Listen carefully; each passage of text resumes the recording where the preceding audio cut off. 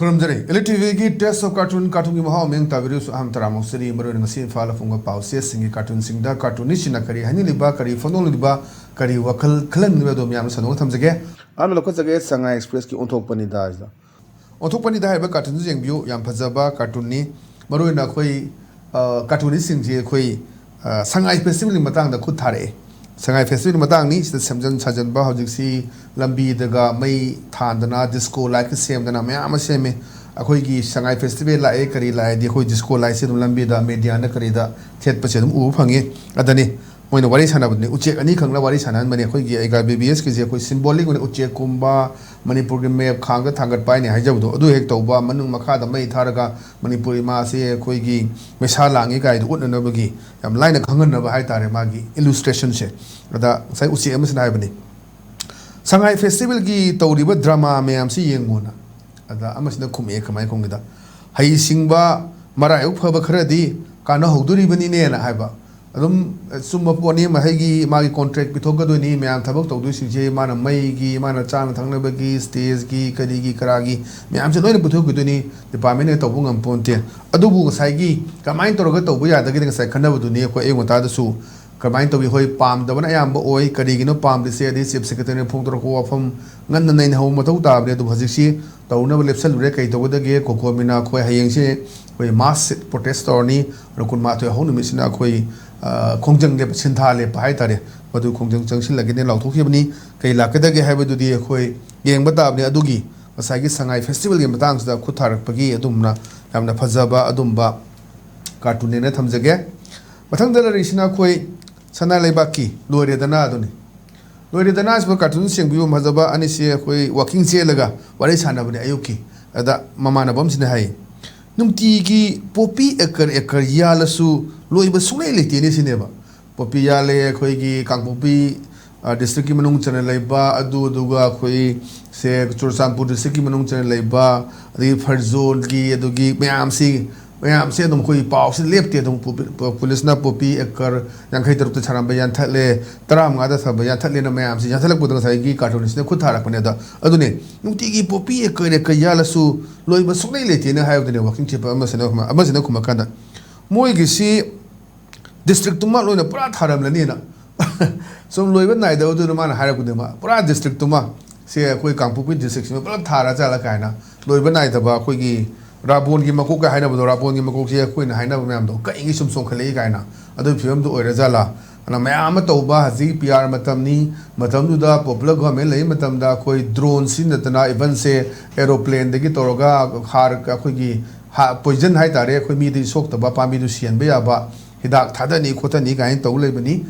drone sin ga si loi le re drone phaja ba de gi India du CM da na mi ga to pu ba gam ba mayam pu thok na le am le re aduna adum do thadara ga to darka oibra ado kamaina changai kamaina le se le no border ya ju hora lebra popi maru sing do kamaina pusale hamna sing ba sing asi yam ne nabam thoe mang dai koi de bida koi gi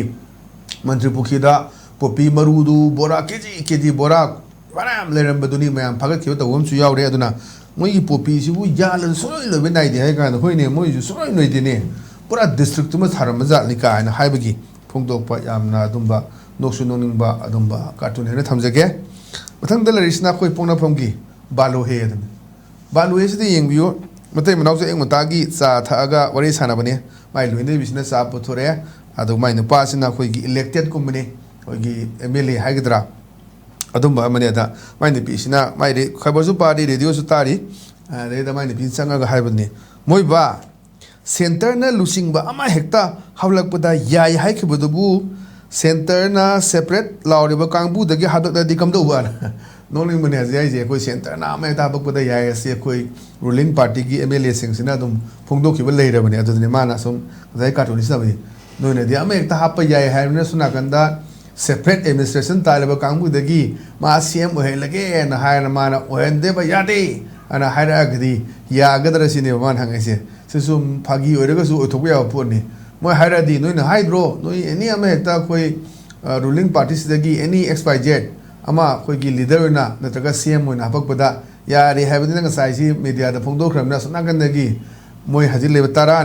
da aseng ba BJP gi tare ne ate tongan ba KPA ग independent के तौर मोई 10 सुबनी cookie खनजलदी कमाई तौबना ओथोप याब पोने ओथोगदी leader तांदरी मैम ए बी सी मैम कमदौब अखोई सेंटर गमसे लोई गमे नई मैम जेना लेरे नई मैम मुन्ना लेरे नसाई नहानसु अखोई मैम हाइनबदो नई मैम लाउनरीब मुन्नरीब लिस्ट लमजेन तोानब हाबलप याई कायना मैं हाइनबदो सुनाकंदा सेपरेट एडमिनिस्ट्रेशन हापचलगदी फजदोनी शांति लाकद्रा कायना सेपरेट एडमिनिस्ट्रेशन की लीडर शांति लाकदोनी मान सीएम सुनाकंदगा अखोई फगु फजनी अखोई हैनो मखोंदगा फम्मगा मान चलाइबदो अदुदी बड़ा शांति ने लाक्तोइसे सेपरेट एडमिनिस्ट्रेशन कांगबुनगा लीडर ओइरेदी येंगबा ताबनी सिसु उथोकपा याबरा यादबरा गाइदो अदुन तम्बंगमदे सेंटरना हाइराअदीना सुम फागियोई करिगोई ओइबा या पोसो हंगकपा याम फजबा सिसु वान थोकलेबा कार्टून थमजगे मथंग लेसिना अखोई वेलन पाउगी अस लोइरे हाइजिनी सिदा येंबियो अखोई नुपीसिना माइ नुपासे कोई तान तानरा कोई सेन सेनेबगी सिन अमखक तौबने अदुदा माना सानागासिदा मासिदा बेंदरदा लेरमदोइनी अदैदा सुनादा अमसिनादी नुपीसिनादा हाइदोनी सिदा अमु ज्वार सानादु लेरेमे कयादा मसी युंगनेना हाइबनेबा अदैदा माइ नुपासे कुम ओय नसिन थिनु आई ज्वार सानागे तौबनते यु थके तौबनेना याम फजबा पोनी मैम फमीबा फिबम सिदा दुम अमा नत्रगा अमा तौबदो इधर यु थकपा नत्रगा ज्वार सानबा युमगी करीगी केमदा नुपी अंगांगी मचा मसुगी खंगदबेदा दुम सुगम मयाम तौदबा अखोई थोक्तबसु यावनते नोंगामगा दुम नुमिताबो नोंगाम तौ नुमताब यु थागा लेबा अयुंगतादा वाकिंग चटपदा पेग अमा लेप्चिंग गाइदो मैम जे नावैदे अखोई लुपा मंगा दगा चिंगदरबा यावबने हजिदी लुपा पेगता लुपा कुनसा लेप्चिंग गी गाइना दो थुमगा तौरगा हागा मारिबा गाय मैम हाइनबदो अदुमा पोत तौनबा मैमसु याउदबा नते अदुना साइ सेखरगा गांदा मु ज्वार मु सानबा यु मु थकपा अदगी कोनहोंगा चंगा लेपलदा फमगा वाथी गांगबा अदुमा मैमसे अखोई लेतबा नते अदुदेदा बेस्ट तौबा याम फजबा अदुमबा कार्टून ने समझगे मथंगदा लेरिसिना अखोई नारोल थौदांगी हवा दो लेरांग दो अदने सैदा अखोई वानी सानबने मोइना करी वसिंग सानगेदा मी अनिनि सिसु कैरेक्टर नि तोरकंदा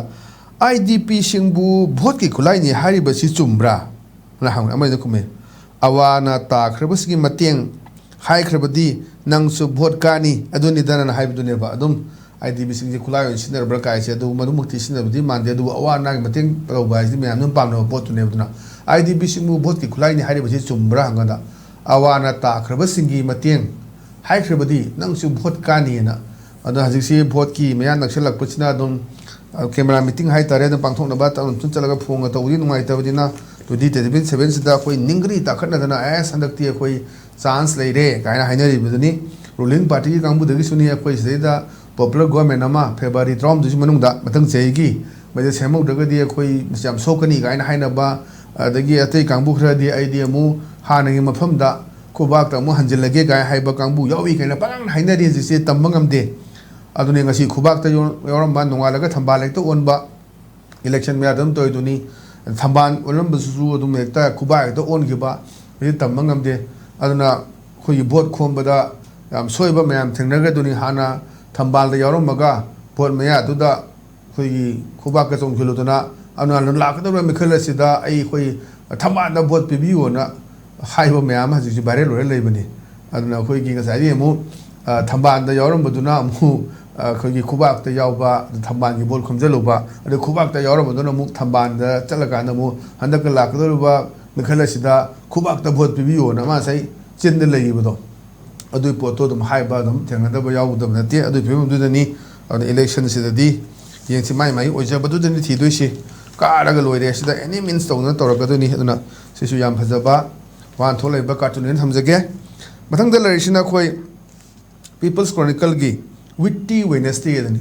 सेदा कोई खबर पारगा दुम ऑफिस तवरी सनबगी सिन्ने तमाना कह हैगदा will the popular government as stated by ruling party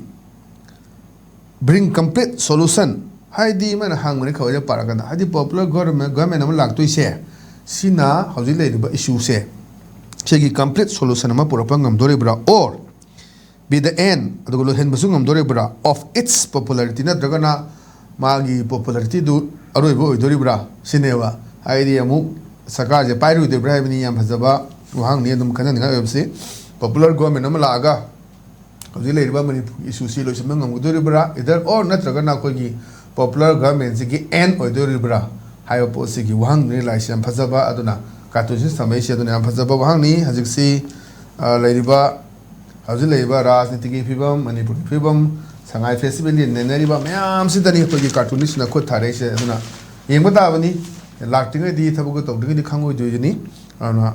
hajik leiba ko gi Bihar ki honda Indian sweep to give duni adom atham jadi koi makha gi election local gi elections jadi koi congress mathana chacha ni have post odum haina ba mayam sulai yengsi politics service di full stop leti haina re bani aduna kasi de dum ELITETV gi test of cartoon gi mahaw matanga solution jere meng tabiri sim bo amukana khuram jabolo na kaine na bathang ni jeri pinibis